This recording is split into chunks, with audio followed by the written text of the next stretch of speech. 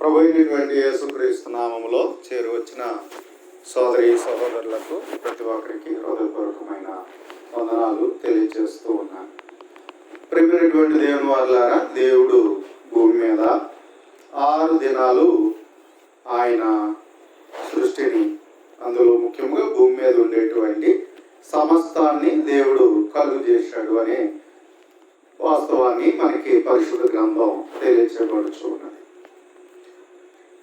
కాబట్టి ఈ ఆదికాండము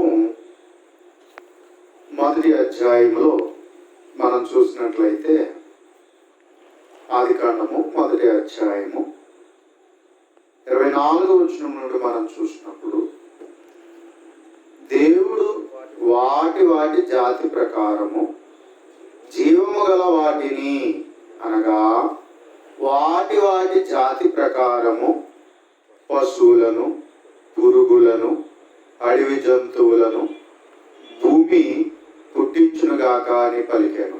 ఆ ప్రకారం ఆయన దేవుడు ఆయా జాతుల ప్రకారము అడవి జంతువులను, ఆయా జాతుల ప్రకారం పశువులను, ఆయా జాతుల ప్రకారము నేలను ప్రాకు ప్రతి పురుగును చేసెను.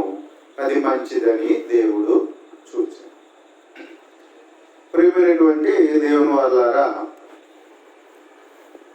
దేవుడు 6వ దినాన జంతువులను, పురుగులను,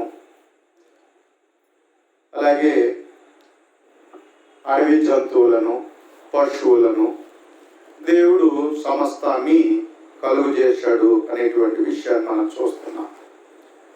కలుగుగాక అన్నప్పుడు అవన్నీ కూడా కలిగాయి అనేటువంటి సంగతి మనం చూస్తున్నాం. కాబట్టి జంతుకోటి అనే విషయాన్ని మనం చూసినట్లయితే, నేటి ప్రపంచ కాలంలో 8.7 బిలియన్లు మన చుట్టూ జంతుకోటి ఉన్నది అనేటువంటిది అంచనా.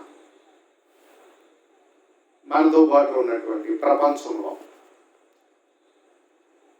కాబట్టి అంతటి జంతుకోటి ప్రపంచం అంతా నింపబడి ఉన్నది. ఈ జంతుకోటిలో మనం చూసినట్లయితే, దేవుడు కలుగు చేసినటువంటి రీతిని మనం గమనిస్తే, ఆయా ప్రాంతాలలో ఆయా వాతావరణాన్ని బట్టి జంతువులు ఉన్నటువంటి పరిస్థితిని మనము చూడగలుగుతూ ఉన్నాం. మానవుడు జంతువులు లేకుండా నివాసం చేయలేడు భూమి మీద. అవి చాలా అవసరం, మనకి చాలా అవసరత కలిగి ఉన్నాం. అందులో మనం ఎక్కువగా సాధు జంతువులు మన ఇంట్లో ఉంటాయి. ఆవులు, గొర్రెలు, అండ్ ఇంకా కొందరు పందులు పెంచుకునేవారు, కొంతమంది ఏమో కోళ్ళు, ఇంకా మనం చూసిన పిల్లులు పెంచుకుంటున్నారు. అండ్ ఇలాగా కుక్కలను పెంచుకునేటువంటి వారిని కూడా మనం చూస్తాం. కాబట్టి ఈ విధమైనటువంటి రీతిలో మానవుడు మచ్చిక చేసుకుని వాటితో జీవిస్తూ ఉన్నాడు. కాబట్టి మనము వాటితో ఎంతో ఆనందంగా, సంతోషంగా మనం బ్రతుకుతూ ఉన్నాం. కాబట్టి దేవుడు చేసినటువంటి సృష్టిని గురించి ఒకసారి ఆలోచన మనం చేసినట్లయితే, మనం గమనించగలిగినప్పుడు, ప్రపంచంలో ఉన్నటువంటి వాటిలో పాములు మనం చూసినట్లయితే, పాములు 2500 రకాలు ఉన్నాయట. పాముల్లో 2500 రకాలు. మనకు తెలిసినటువంటి కొన్ని పాములు, నీరుగట్టు అంటారు, అలాగే త్రాచు, మళ్ళీ త్రాచుల్లో రకాలు ఉన్నాయి. నల్ల త్రాచు, గోధుమ త్రాచు, తెల్ల త్రాచు, ఇలాగా మళ్ళీ త్రాచుల్లో రకాలు ఉన్నాయి. పొడలో కూడా రకాలు ఉన్నాయి. ఏమండి, పొడలు రకాలు ఉన్నాయి. ఇంకా మనం చూసినట్లయితే జెరుగుడ్డు, అండి ఇలా కొన్ని రకాలైనటువంటి పాములను గురించి మనము చూస్తున్నాం. అలాగా 2500 రకాలుగా ఉన్నటువంటి పాములు మనము చూడగలుగుతాం.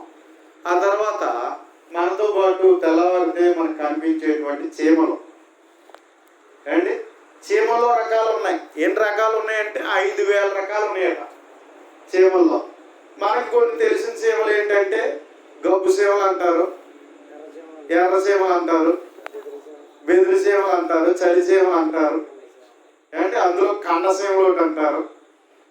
అవునా? ఇలా కొన్ని రకాలు మనకు కొన్ని మాత్రం తెలుసు. కానీ 5,000 రకాలైనటువంటి చీమలు ఉన్నాయట. ఏంటి? అంతేకాకుండా ఇంకా మనం చూసినట్లయితే ఎలకల్లో 200 రకాలు ఉన్నాయి. ఎలకల్లో మళ్ళా 200 రకాలైనటువంటి ఎలకలు ఉన్నాయట. ఇంకా తేళ్లలో కూడా 500 రకాలైనటువంటి తేళ్ళు ఉన్నాయట. 500 రకాలైనటువంటి తేళ్ళు. అలాగే కుక్కల్లో కూడా మనం చూసినట్లయితే 4 తేళ్లలో 500, కుక్కలు చూస్తే 4,000 రకాలు. 4,000 రకాల కుక్కలు ఉన్నాయట. అలాగే కోతుల్లో 100 రకాలు ఉన్నాయట. కోతుల్లో చూసినట్లయితే 100 రకాలు. అలాగే కప్పలు చూస్తే 1,700 రకాల కప్పలు ఉన్నాయట. మనకు కొన్ని కప్పలు తెలుసు. అందులో పెద్ద కప్ప, బొండ కప్ప అంటాం, చిరికప్ప అంటాం. ఏమండి? ఇలాగ కొన్ని రకాల వర్షానికి కనబడుతూ ఉంటాయి. చిన్నతనంలో నీళ్ళు చేరినప్పుడే నీటిలో అరుపుతూ ఉండి బెక్కమని డొక్కమని అందులో రకాలైన మళ్ళీ అందులో వాటి అరుపుల్లో డిఫరెంట్. కాబట్టి అలాంటివి మనం చిన్నప్పుడు కనిపిస్తాలే, ఇప్పుడు ఆ శబ్దాలు ఏమి వినబడతలేదు. కానీ ఒకప్పుడు చిన్నతనంలో చూసినట్లయితే ఒక 10 సంవత్సరాల ఇంకా ఇంచుమించు 20 సంవత్సరాల క్రితం పోతే, లేకపోతే ఇంకా కింద వెనక్కి వెళ్ళిపోతే మనకి ఎక్కువ శాతం, నా చిన్నతనంలో అయితే ఎక్కువ శాతం మాకు ఇంటి పక్కన గొయ్యి ఉండేది. ఆ గోతులో కప్పలు వచ్చి ఇంకా అరుస్తూ ఉండేవి. రకరకాల శబ్దాలు. నైట్ కూడా రకరకాలైనటువంటి శబ్దాలు చేసి డెక్కం అని ఒకటేది, కొయ్యం అని ఒకటనేది. ఇలా రకరకాలైనటువంటి శబ్దాలతో మంచి భలే ఉండేది వాతావరణం. కానీ ఇప్పుడు మనకి అవి కనిపించట్లే. అలాగే కప్పల్లో 1,700, ఈగల్లో 60,000 రకాలు. ఈగ సంబంధించిన జాతి, అందులో తూనీగ అంటారా లేకపోతే ఏ ఈగలు అంటారో ఆ ఈగల్లో అలా కౌంట్ చేసుకుంటే ఎన్ని వచ్చినాయి అన్నట్లయితే 60,000 రకాలైనటువంటి ఈగలు. కీటకాలని చూసినట్లయితే కీటకాలలో 6 లక్షలు కీటకాలు మొత్తం. ఈ కీటక సంబంధించినటువంటి ఈ పురుగు సంబంధించిన కీటకాలు అంటారు, వాటికి సంబంధించి మొత్తం ఎన్ని ఉన్నాయన్నట్లయితే 6 లక్షల రకాలైనటువంటి చేశాడు దేవుడు. కలుగుగాక అంటే ఇలాగ కలిగాయి. కాబట్టి వాటి చక్కటి దేనికి దానికి సంబంధించినటువంటి రీతిగా మనము వాటిని గమనించగలుగుతాం. కాబట్టి ఒక చక్కటి రీతిలో దేవుడు వీటిని కలుగు చేసిన విధానాన్ని మనం చూడగలుగుతాం. అలాగే వెన్నెముక గల జంతువుల్లో 25,000 ఉపజాతులు, పాలిచ్చేటువంటి జంతువుల్లో 5,000 జాతులు గలవని కౌంట్ చేసి చెప్పారు. అంటే ప్రపంచంలో ఉన్నటువంటివి. అలాగే ఈ విధమైనటువంటి రీతులుగా వాటిని విభజించి వాటిని కౌంట్ చేయడం అనేటువంటిది కూడా జరగడం అనేటువంటిది జరిగింది. ప్రపంచంలో అతి చిన్న గుర్రాలు, వీటిని ఏమంటారంటే బ్యూనస్ బర్డ్స్ అని అమెరికాలో ఉంటాయట. ఇవి ఫాబెల్లా అనే వ్యక్తి ఈ గుర్రాలను పెంపొందింపజేశాడట. వాటికి ఎంత వయసు వచ్చినా సరే 2 అడుగులే ఉంటాయట. 2 అడుగులే ఉంటుందట గుర్రం.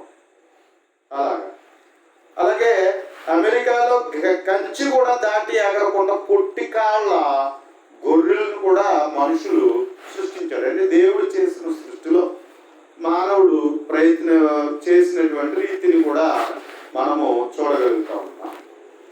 అలాగే ధ్రువ ప్రాంతాల్లో శీతాకాలం ఏర్పడితే మంచుతో కప్పబడిపోయి ఉండిపోయేటువంటి పరిస్థితి ఉంటుంది. ఆ సమయంలో కొన్ని రకాల జంతువులు ఏం చేస్తాయంటే మంచు బొరియలలో కొన్ని మాసాలు అంటే కొన్ని నెలల పాటు అవి సురక్షితంగా నిద్రిస్తాయట. అలా నిద్రపోతాయి ఉంటాయట. కాలాలు అలాగే నిద్రపోతూ అలాగున ఉండేటువంటి జంతువులు ఉన్నాయి. కాబట్టి ఇవి ఏం చేస్తాయంటే జీవ సమాధి అయిపోతాయంట. మళ్ళీ అవి శ్వాసక్రియ అతి నెమ్మదిగా జరుగుతూ ఉంటుందంట.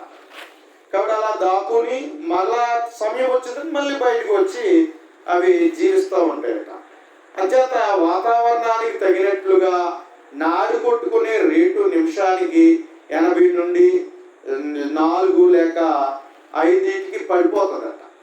ఇలా పడిపోయి ఆ విధంగా అవి అలాగే ఉంటూ ఉండడం అనేటువంటిది జరుగుతూ ఉందనేటువంటి విషయం చెప్పబడుతుంది. అంతేకాకుండా ఆస్ట్రేలియాలో దొరికేటువంటి బుల్డాగ్ చీమని 2గా కత్తిరిస్తే మళ్ళా 2గా అవి అయిపోయి 2 దెబ్బలాడుకుంటాయి. చీమని కట్ చేస్తే 2 అయిపోతాయి, 2 అయిపోయి ఒకదానికొకటి దెబ్బలాడుకుంటాయి. అలాంటి విధానము అద్భుతమైనటువంటి సృష్టిని మనము గమనించగలుగుతూ ఉంటాం. కాబట్టి ఈ విధమైన రీతిలో దేవుడు రకరకాలైనటువంటి వాటిని దేవుడు సృష్టించాడు. మగదోమ 10 రోజులు వీటి జీవితకాలం, అంటే మనతో పాటు ఉండేటువంటి ఎంతకాలం జీవిస్తాయనే జీవితకాలం మనం చూస్తే మగదోమ వచ్చి 10 రోజులు బతుకుతుందట, ఆడదోమ వచ్చి 4 రోజులు బతుకుతుందట, చీమ 1 సంవత్సరం బతుకుతుందట, ఎలకేమో 3 సంవత్సరాలు, కుందేలేమో 5 సంవత్సరాలు, కోతి నక్క 8 సంవత్సరాలట, వానపాము జిరాఫీ ఇవి 10 సంవత్సరాలు బ్రతుకుతాయట, పిల్లి వచ్చి 12 సంవత్సరాలు, పాము మేక కుక్క పంది ఇవేమో 15 సంవత్సరాలు జీవిస్తాయి, పెద్ద పులి గాడిద గేదె కంగారు ఇవన్నీ 20 సంవత్సరాలు బ్రతుకుతాయట వాటి వయసు. అలాగే ఆవు వచ్చి 25 సంవత్సరాలు బ్రతుకుతారు, గుర్రము ఎలుగుబంటి వచ్చి 30 సంవత్సరాలు, సింహం వంటి వచ్చి 40 సంవత్సరాలు, ఏనుగు అయితే 50-100 సంవత్సరాలు కూడా బతుకుతాయి. తాబేలు మొసలి అయితే 350 సంవత్సరాలు బ్రతుకుతాయట.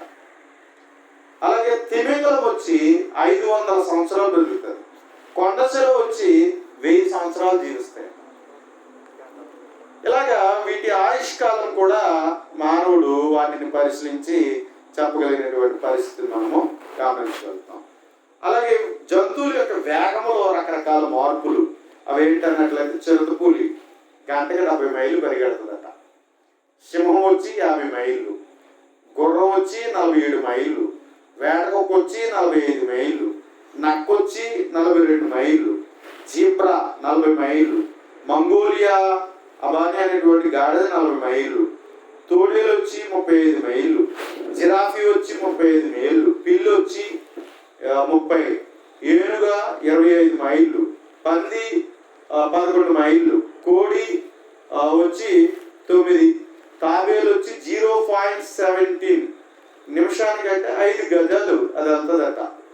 కాబట్టి ఇలాగా మైలు పోవుటకు దీనికైతే 3 వారాలు పడుతుందట ఈ తాబేలుకి వచ్చి మైలు దూరం అంటారు. ఇలాంటి విధానాన్ని మనము చూడగలుగుతూ ఉంటాం. ఇంకా మనం చూసినట్లయితే మనకి రోజు పాలు ఇచ్చేటువంటి ఉన్నాయి, అందులో ఆవు పాలు అవి మనం ఎక్కువగా తల్లిపాలుగా భావిస్తూ ఉంటాం.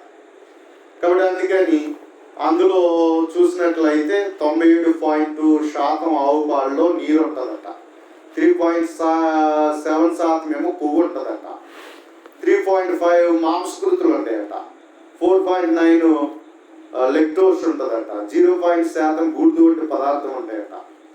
కాబట్టి ఇలాగా ఈ పాలు మనకి ఉన్నాయి. కంగారు జంతు పాలు ఏమో గులాబీ రంగులో ఉంటాయట వాటి పాలు. కాబట్టి ఒంటి రోజుకేమో 4 లీటర్ల దాకా పాలు ఇస్తుందట ఒక రోజు. ఇది 3 సంవత్సరాల దాకా పాలు ఇస్తుందట ఒంటి వచ్చి. కాబట్టి ఇలాగా కొన్ని మృగాలు మనం చూడగలుగుతూ ఉన్నాం. అలాగే అంతరించిపోయినటువంటి కొన్ని జంతువులు ఉన్నాయి.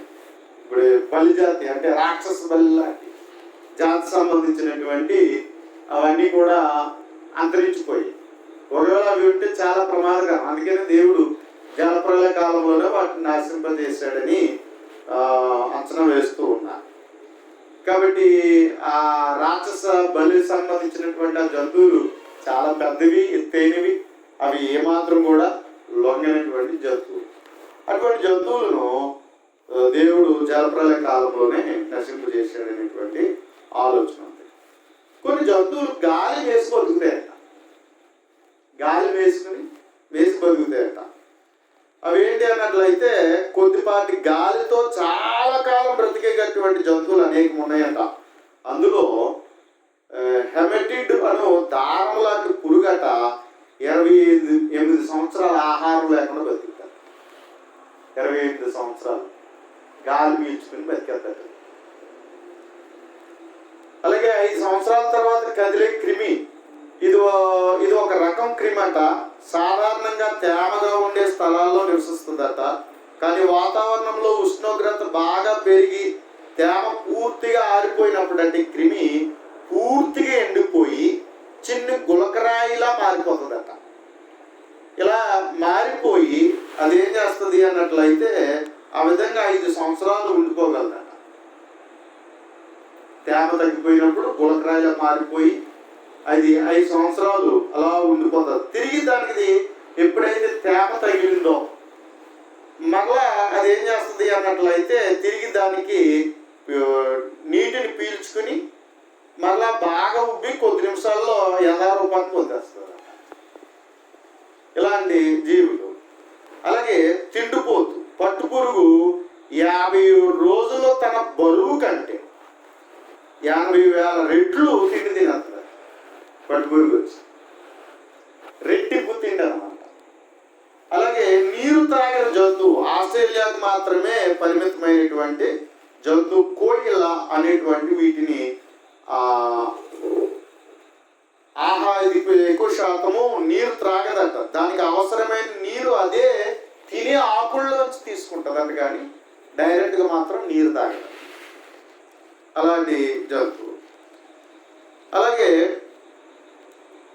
ఈజిప్ట్ ఎడారిలో ఉండేటువంటి యాంటలోన్ జాతికి చెందినటువంటి కొన్ని రకాల జంతువులు ఎప్పుడు నీరు తాగవాలి, నీరు లేకుండానే అలా బ్రతుకుతాయంట. లేడీ జిరాఫీ ఒక కంటు మూసుకుని రెండో కంటితో గమనిస్తూ ఉంటాయంట. ఈ లేడీ జిరాఫీ అనేటువంటివి. కొన్ని రకాల నత్తలు 6 నెలలు నిద్రపోతాయట. అందుకే వేసవికాలం ఏమైపోయి మనకు తెలియవు, మళ్ళీ వర్షాకాలం వచ్చింది మళ్ళీ బయటకు వచ్చేస్తాయి. అవి నిద్రపోతాయట. ఒక ఎడారి నత్త ఒక మ్యూజియం కేసులో 2.5 సంవత్సరాలు కదలకుండా అలా నిద్రపోయిందంట. 2.5 సంవత్సరాలు గలాగి నిద్రపోయి ఉండిపోయిందంట. కాబట్టి ఈ విధమైనటువంటి రీతిలో ఉన్నటువంటి పరిస్థితిని మనము చూడగలుగుతాం. చుట్టూ చూడగలిగేటువంటి జంతువు సర్వసాధారణ మనకి ఎదరు తప్ప వెనకాల తెలుస్తుంది. సర్వసాధారణ పక్కన తల తిప్పితేనే పక్కన ఉండేది మనకు తెలుస్తుంది. కానీ పొప్పసం అనేటువంటి జంతువు దానికి క్షమించండి, అది ఆఫ్రికాలో ఎలుగు జాతి జంతువు అట. జెర్చోవా అనేటువంటి తల తిప్పకుండా అది వెనుక ఏమున్నదో కూడా చూడగలదట. అంటే 366 డిగ్రీలు అది కళ్ళు తిప్పేస్తుంది అనమాట. అలాగే పక్షుల్లో కూడా కొన్ని జంతువులు అవి అలా ఉండి ఈ పక్క కళ్ళు ఉంటాయి కదా, అందుకని చుట్టూ చూడగలుగుతాయి.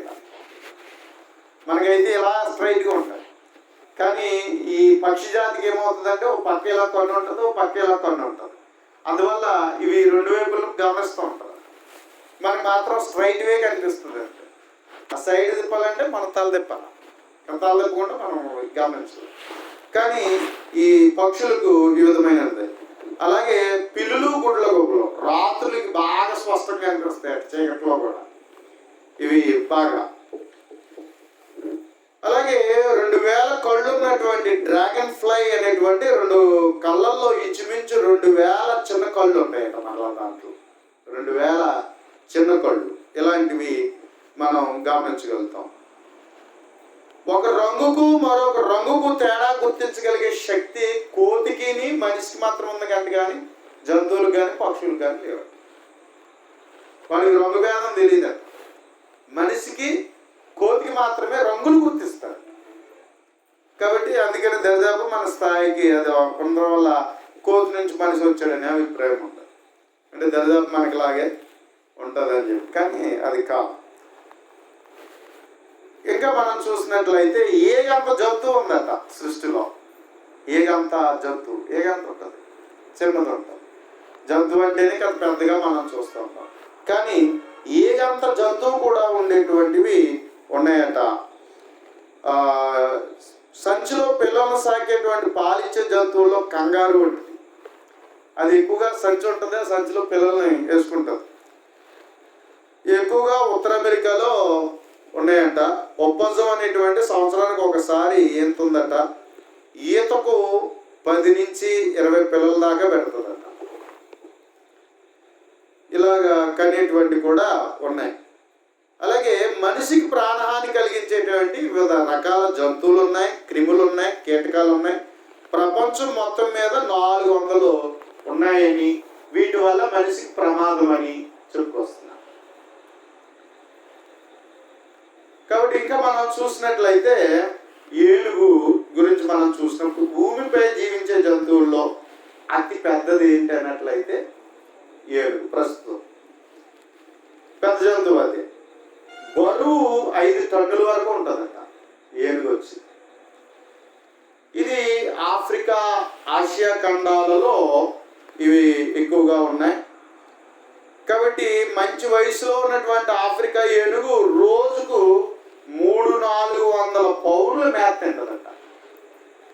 ఇది ఎక్కువగా. ఇది దంతం చాలా విలువైనది. ఒక దంతం వచ్చి 200 పౌండ్లకు, అంటే 80-85 సంవత్సరాల మధ్యకాలం. ఇప్పుడు ఇంకా కాస్ట్ ఉండొచ్చు, ఇంకా ఎక్కువ ఉంటుంది. కాబట్టి ఇలాంటి వాటిని మనం చూస్తున్నాం. పెద్ద ఏనుగు వచ్చి ఎత్తు 12 అడుగులు ఎత్తట. 13 అడుగుల 2 అంగుళాలు ఎత్తట. బరువు వచ్చి 12 టన్నులు. ఇంకెంత ఉంటుందో మీరు ఆలోచించండి. సింహాలు ఇరాక్ ప్రాంతం నుండి ఉత్తర భారతదేశానికి వ్యాపించాయట. ఇరాక్లో నుంచి ఉత్తర భారతదేశానికి. ఇవి ఆఫ్రికా ఖండంలో జీవిస్తూ ఉన్నాయి. సింహం 30 అడుగుల దూరం ఉరుగుతుందట. అది ఒక్కసారి ఉరికిందంటే 30 అడుగుల దూరం ఉరుకుతుందట. చెట్టు ఎక్కలేదంట, కానీ 12 అడుగులు పైకి ఎగురుతుందట. 12 అడుగులు పైకి ఎగురుతుంది. సింహ గర్జన 10 మైళ్ళ దూరం వినిపిస్తుందట. అది గర్జించిందంటే 10 మైళ్ళ దూరం వినిపిస్తుందట. చిరుతపులి వచ్చి ఆసియా, ఆఫ్రికా దేశాలలో ఇవి జీవిస్తూ ఉన్నాయి. పెద్ద పులి పిల్లలు పుట్టిన 14 రోజుల తర్వాతనే అవి కళ్ళు తెరుస్తాయట. అలాగే గుర్రాలు ఆసియా ఖండంలో 10,000 సంవత్సరాల నుండి గుర్రాల కోసం జరుగుతుందని చెప్పుకుంటూ వచ్చారు. 10,000 సంవత్సరాలు అంటే ఇట్స్ రాంగ్. కాబట్టి బైబిల్ ప్రకారం మనం చూసినట్లయితే 6,000 చరిత్ర మనకి కనిపిస్తుంది. కాబట్టి పూర్వం నుండి కూడా, అంటే మనిషి మనుగడ నుంచి గుర్రాల పెంపకం అనేటువంటిది జరిగింది. గుర్రం మంచిగా చేసుకున్నాడు. పూర్వం మంది ఎక్కువ ప్రయాణానికి గుర్రాన్ని వాడేవారు. రాజులు యుద్ధాలకి గుర్రాలు వాడేవారు. కాబట్టి ఈ విధంగా గుర్రాలను వాడినటువంటి రీతిని మనము గమనించగలుగుతాం. కాబట్టి గ్రీకులు, రోమన్లు యుద్ధ అవసరాలకి గుర్రాలను విరివిగా ఉపయోగించారు. స్పెయిన్ వారు 16వ సంవత్సరంలో గుర్రాలను అమెరికా ఖండంలో ప్రవేశపెట్టారంటున్నారు. అరేబియా గుర్రాలు ప్రసిద్ధికి ఎక్కినవట. అలాగే ఒంటె ఆసియా, ఉత్తరాఫ్రికాలో ఒంటెలు ఎక్కువగా జీవిస్తూ ఉన్నాయి. ఇవి ఎక్కువగా ఒంటెలు ఆనాడు చూడండి, ఒంటెల గురించి మాట్లాడిన బైబిల్ ఎక్కువ మనకు కనిపిస్తూ ఉంటాయి. బైబిల్ అంటే అబ్రహాం నుంచి మనం చూస్తాం, ఇషాకు కాలంలో చూస్తాం.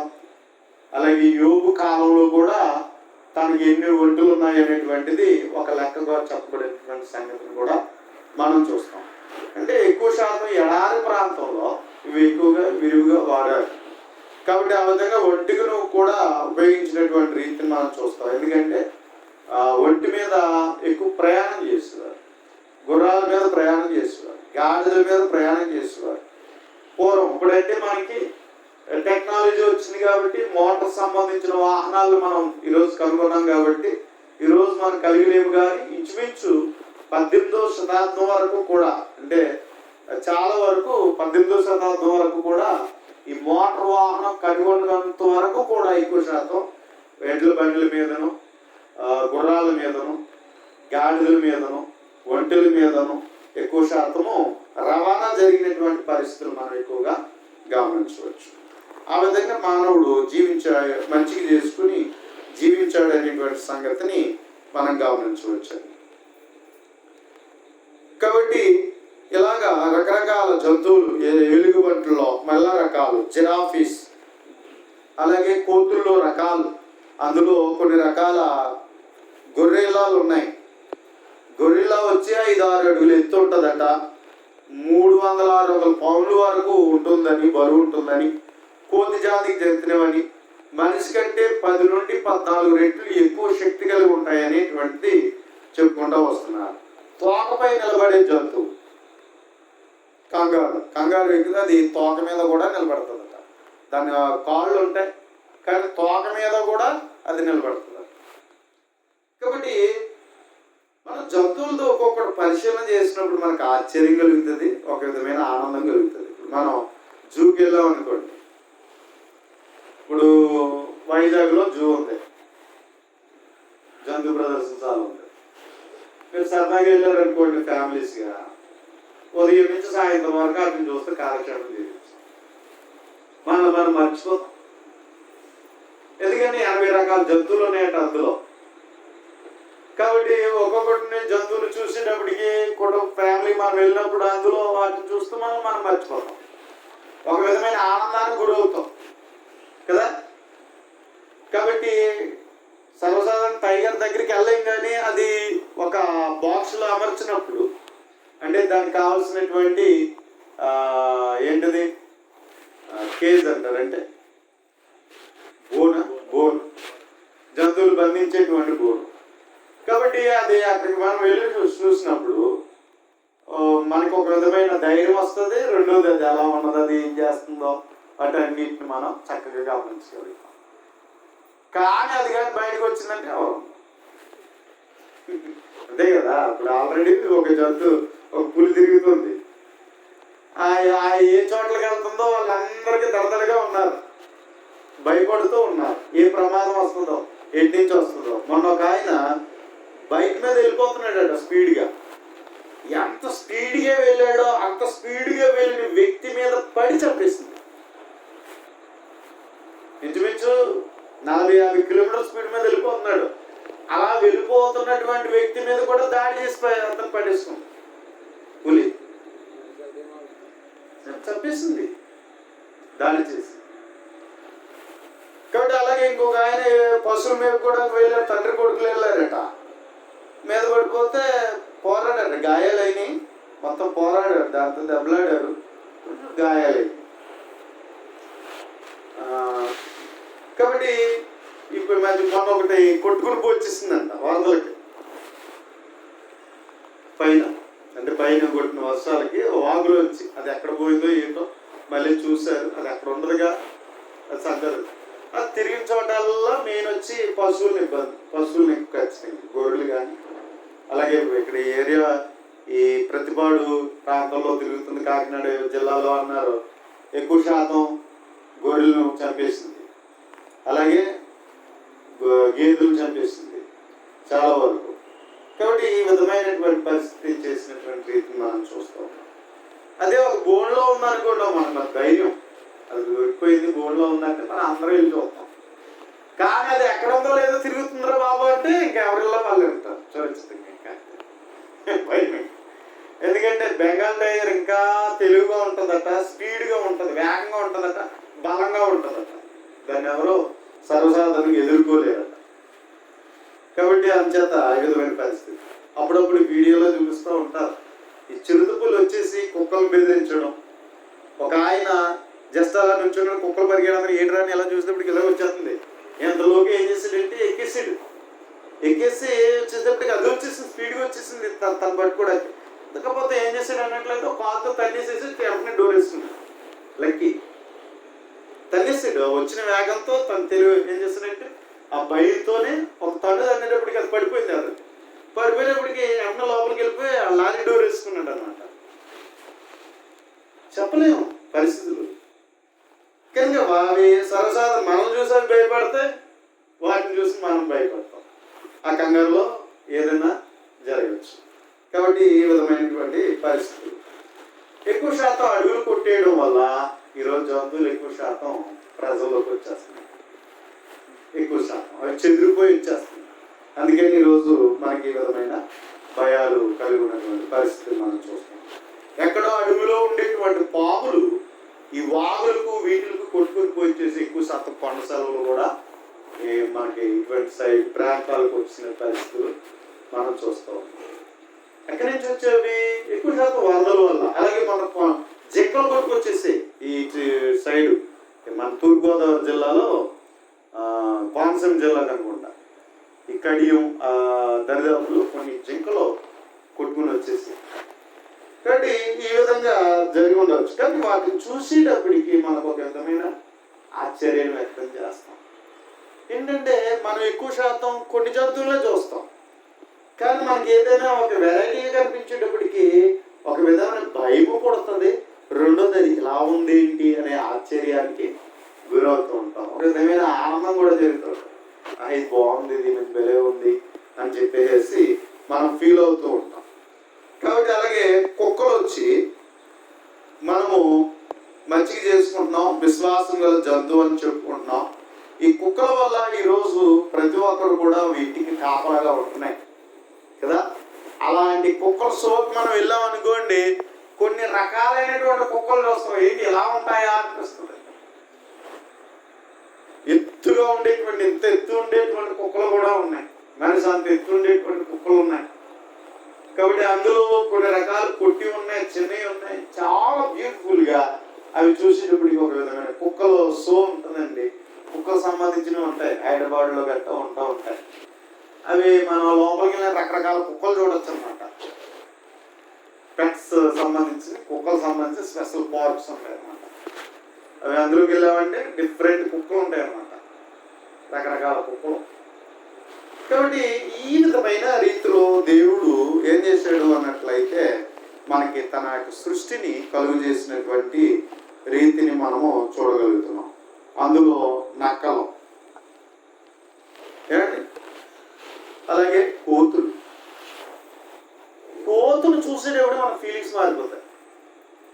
అరే కోతి వచ్చిందంటే చిన్న పిల్లల నుంచి పెద్దవాళ్ళ వరకు ఆ కోతిని చూసేటప్పుడు ఒక ఫీల్ అయిపోతూ ఉంటారు, ఆనందం పడిపోతూ ఉంటారు. కాబట్టి కోతులలో ఎన్ని రకాలు ఉన్నాయంటే 100 రకాలు ఉన్నాయంట. అలాగే పిల్లిల్లో రకాలు కూడా ఉన్నాయి. పిల్లిల్లో కూడా రకాలు ఉన్నటువంటి రీతిని మనము చూస్తూ ఉంటాం. అలాగే కప్పల్లో కూడా 1700 రకాల కప్పలు ఉన్నాయి. అలాగే మొసలి, ఈ మొసలి 20 అడుగులు పొడవు ఉండేటువంటి మొసలు కూడా ఉంటుందంట. మొన్న రీసెంట్గా ఒక నదిలోకి చేపలు పడతాకి వెళ్ళింది ఆడావిడ. ఇంతలో ముసలు వచ్చి ఆమె మింగేసింది. అది పొట్ట పట్టేసుకున్నారు, డౌట్ వచ్చింది, పెద్ద కేకేస్తుందంట. పొట్ట చీరి చూసేటప్పటికి బాడీ ముక్కలుగా చేసుకుని తన కడుపులో ఉంది. కాబట్టి ఆ నదిలోకి ఎవరు కూడా వెళ్ళకండి, నదిలోకి ముసలు వచ్చేసి జాగ్రత్తగా ఉండాలని హెచ్చరిక చేశారు. అలాగే మొన్న ఎవరిదో ఒకళ్ళు అలాగే మింగేసింది, పట్టుకుని అది పొట్ట చీరేసి మింగేసిందని తెలుసు. అంటే ఈ వరదల వల్ల కూడా మొసళ్ళు వచ్చేస్తాయి. మేము మొన్న ఈ లంబసింగ్ నుంచి ఒరిస్సా బోర్డర్కి వెళ్ళాం. ఆ ఒరిస్సా బోర్డర్కి వెళ్ళినప్పుడు ఒక వాగు దాటాం. అక్కడ చెప్తున్నారు వాళ్ళు ఏమంటే అప్పుడప్పుడు మొసళ్ళు వస్తాయి. భయం వేసింది. ఇవి కూడా ఉంటాయి బాబు, మా అదృష్టం అన్నమాట అయితే అనుకున్నాం. కాబట్టి అక్కడక్కడ ప్రాంతాల్లో నివసిస్తూ ఉంటాయట. కాబట్టి అంచేత ఈ పెద్దగా ఉండేటువంటి 20 అడుగులు ఉండేటువంటి కూడా మొసళ్ళు ఉన్నాయట. అలాగే నత్తలు గంటకు 23 అంగుళాలు ప్రయాణం చేస్తుందట. నత్త అలా పాగుతూ ఉంటుంది కదా మెల్లగా, ఎప్పుడైనా గమనించట్లేదు. అలా పాగితే గంటకు వచ్చి 23 అంగుళాలు పాగుతుంది అంటది. అంగుళం అంటే ఎంత, అదేమి 23 అంగుళాలు అంటే ఎంత పెద్ద, ఎంత దూరం వెళ్తుంది, 1-2 అడుగులు. అది అలా పాగుతూ వెళ్తూ ఉంటుందట. అలాగే వానపాముల్లో 7,000 రకాలు ఉన్నాయట. వానపాములు వచ్చి 7,000 రకాలు. అలాగే కీటకాల్లో 6 లక్షల జాతులు నేను చెప్తున్నా. అందులో తేనెటీగ వల్ల తేనె వస్తుంది మనకి. అవేమో పుష్పాల మీద వాలి తేనెని సేకరించి అవి పొట్టు గంద పెడితే అందులో పుట్ట తేనెని, చెట్టు మీద పెట్టిన తేనెని, ఇవన్నీ తేనెలు మనం తీసుకున్నాం. కాబట్టి అవి మనకి ఎంతో ఆరోగ్యం. కాబట్టి ఆ విధంగా తేనెటీగలు. అలాగే మనం చూస్తే గొంగళ్ళు పురుగులు, పెద్ద తూనీగలు, సీతాకోక చిలుకలు, అలాగే దోమలు. దోమల్లో దాదాపు 3,000 రకాలు ఉన్నాయట.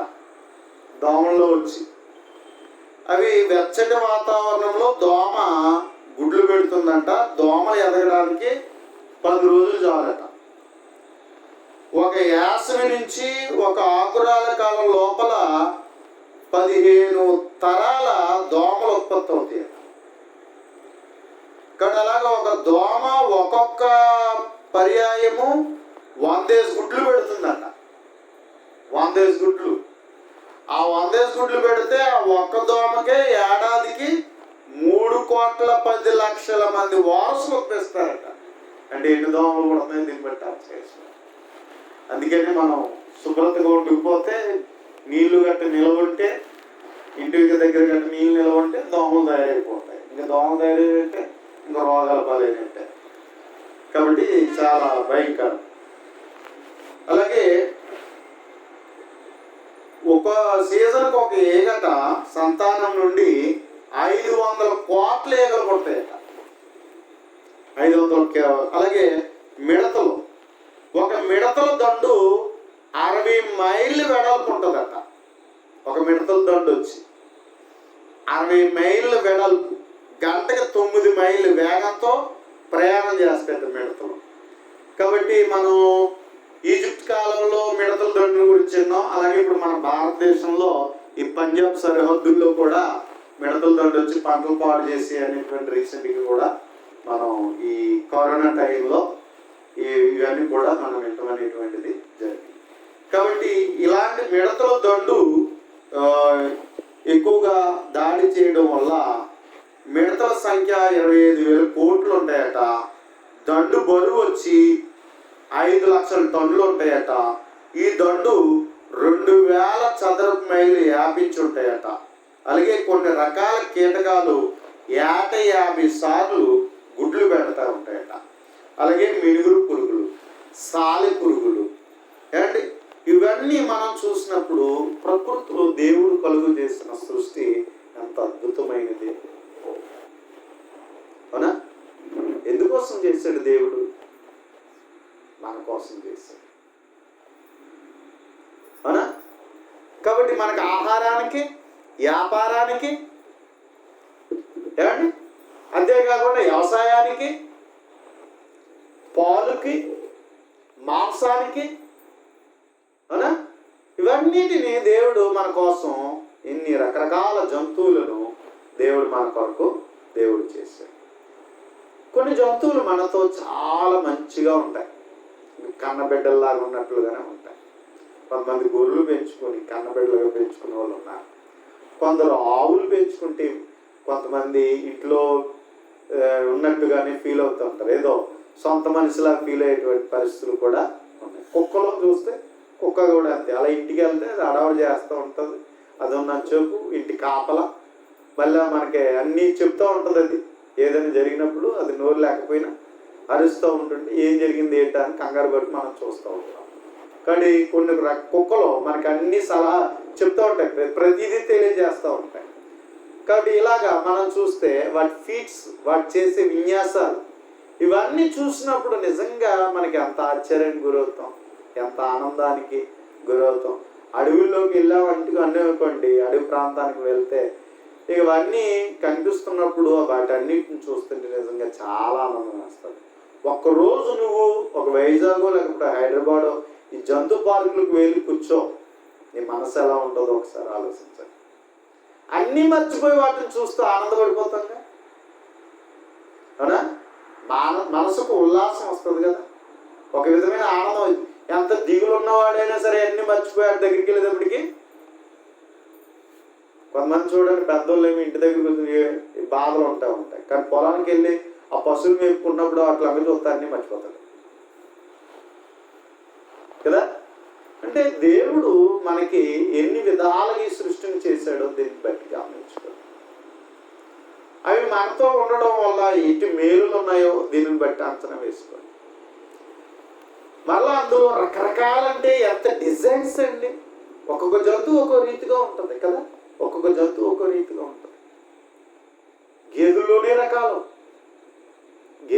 రకాలు, మళ్ళా ఆవుల్లోనే రకాలు, మళ్ళా అవునా.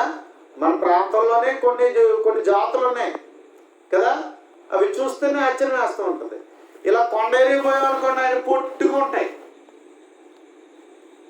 ఏమండి, అవి ఎలా వదిలేస్తూ ఉంటాం. ఆ తర్వాత మనం ఇటు సైడ్ ప్రాంతానికి మనం కొనుక్కుంటూ ఉంటాం. కొన్ని ఆవులు కొన్ని విధంగా ఉంటాయి, కొన్ని మచ్చలు ఉండేటువంటి ఆవులు ఉంటాయి. ఏమంటారు వాటిని ఏమండి? హెచ్చప్ప ఆవులు. అలాగే ఎద్దుల్లో కూడా రకాలు, ఒంగోలు గిత్త ఏమండి, ఇవన్నీ కూడా. వీటన్నిటిని నిజంగా మనం ఒకప్పుడు అంటే వాటితోనే బ్రతికేవాళ్ళం.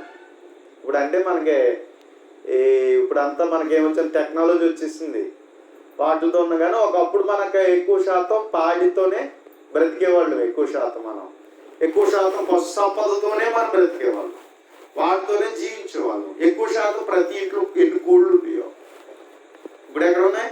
ఇప్పుడు ఎవరు పెంచలేకపోతున్నారు కదా. ఇప్పుడు ఎక్కడికి మనం ఎక్కువ శాతం ఎవరింట్లో వాళ్ళే గుడ్లు, వాటిని పెంచుకొని ఆ గుడ్లే వాడుకునేవారు కదా, నాటుకోడి గుడ్లే. ఈరోజు మనంతా ఫారాలకు వెళ్తున్నాం. మనం ఫారం అందులో ఏముంటుంది, స్ట్రెంత్ ఏముంటుందిలే ఏమంటే, అంత హైబ్రిడ్ అయిపోయింది కదా. కానీ ఇంతకుముందు కోళ్ళు మనతో ఉండేవి, అవి అరుస్తూ మనం మేలుకొల్పుతూ అవి మనతో ఉంటూ కాలక్షేపం అయిపోయింది ఎక్కువ శాతం. కానీ ఒక ఇది ఉండేది. కానీ ఈరోజు ఎవరికి వాటిని పెంచి ఓపిక లేదు. ఇప్పుడు ఎవరికి ఏం లేదు, పాడి ఎవరు చేస్తారు బాబు, ఈ రోజులు ఎవరు చేస్తారు కదా. కానీ అందుకే ఈరోజు మనకి ఏమొచ్చి పౌడర్ పాలు వచ్చి అవునా. పూర్వం మంది అయితే పాలు స్వచ్ఛమైనవి, బలంగా ఉండేవారు మనుషులు. పెరుగు అంత రుచి ఉండేది, పాలు అంత రుచి ఉండేవి, అన్ని బాగుండేది. కానీ ఈరోజు పాడి లేదు, పాలు బయట ఎక్కడ తెచ్చుకోవాల్సి వస్తుంది, అవన్నీ కూడా కల్తీ పాలు, అందులో వెన తీసేసిన పాలు.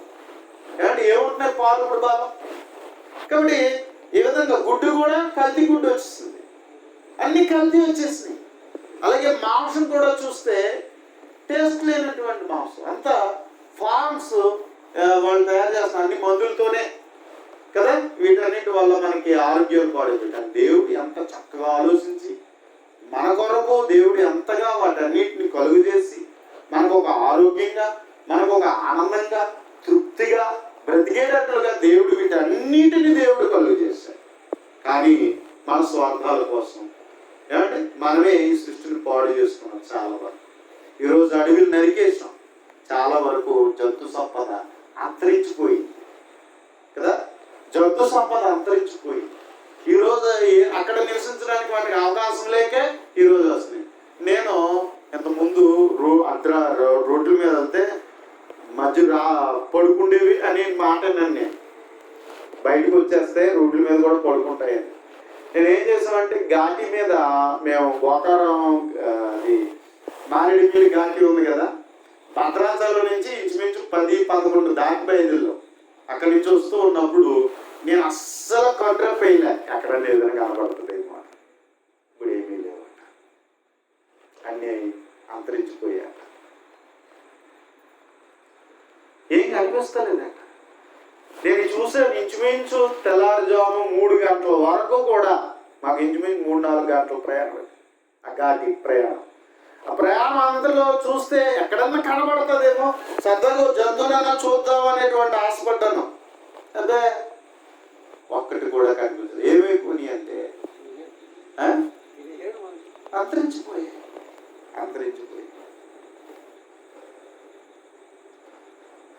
కదా.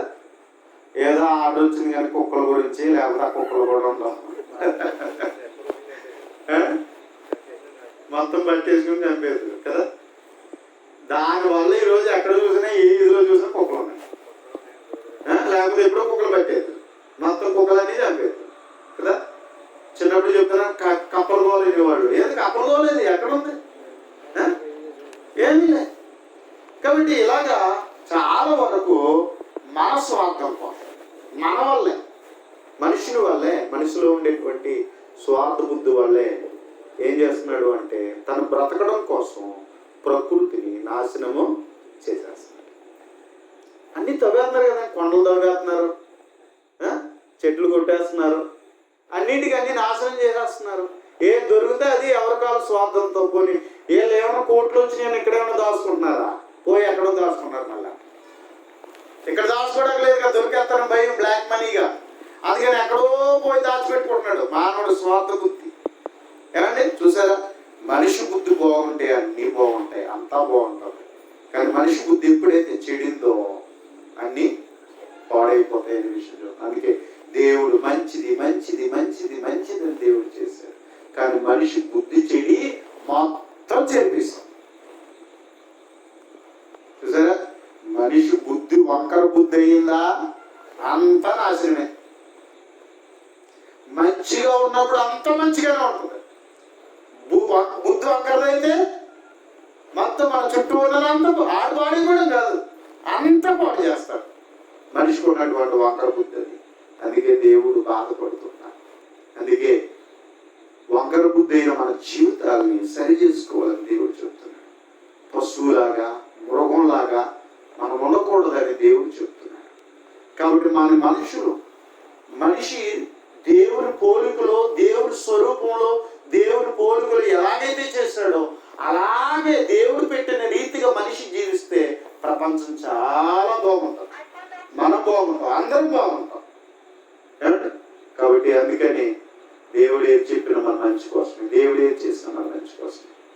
కానీ మన బుద్ధి చెడే, మానవుని బుద్ధి చెడే మొత్తం అంతా వచ్చేస్తుంది. కాబట్టి అందుకని జాగ్రత్త పడదాం, దేవుడి మంచి మాటలు విని మంచిగా బ్రతుకుదాం, అంతా మంచిగా చేసుకుందాం. శ్రద్ధ మీ అందరికీ హృదయపూర్వక ప్రార్థన చేస్తున్నాం. పరిశుద్ధుడు అయిన మా ప్రియ పరలోకపు తండ్రి, దయగలిగినటువంటి దేవానికి స్తోత్రములు. మీ కుమారుడైన యేసుక్రీస్తు ప్రభు ద్వారా మమ్మల్ని